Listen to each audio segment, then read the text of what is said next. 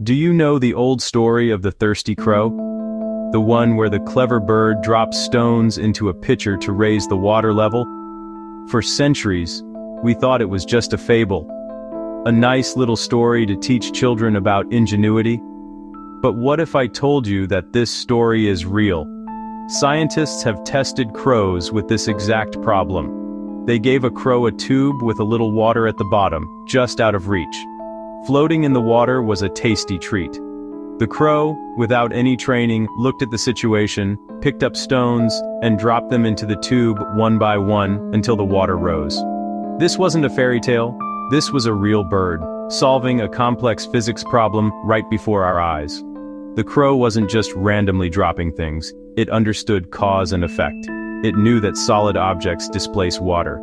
It even chose the larger, heavier stones over smaller, lighter ones because they would work faster. This is not simple instinct. This is thinking. This is planning.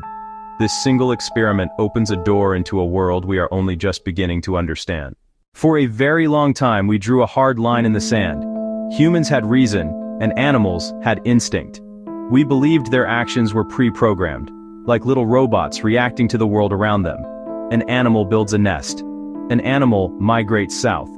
But the more we watch, the more we test, the more that hard line dissolves into a blurry, fascinating spectrum. Animals are constantly showing us that they can think outside their instinctual boxes. They can innovate. They can adapt. They can come up with novel solutions to new problems. Consider the octopus, a master of escape and camouflage.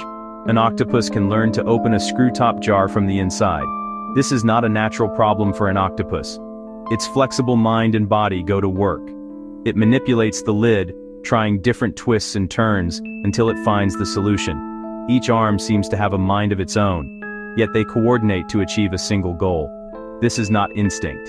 This is flexible, on-the-spot problem solving. Then we have tool users, a club once thought exclusively human. These behaviors are learned traditions, passed from mother to offspring, a clear sign of animal culture. The crow's solution to the water tube puzzle is a perfect example of convergent evolution. This is when different species independently arrive at similar solutions to similar problems. Humans might use their hands and incredible brain power to design a tool or a machine to get water. A crow, with its beak and a brain the size of a walnut, arrives at an equally effective, elegant solution using the materials available. It shows that intelligence is not a single, linear path that leads only to humanity. Instead, it is a branching tree with many different forms of brilliance, each adapted to the unique challenges of a particular life. So, the next time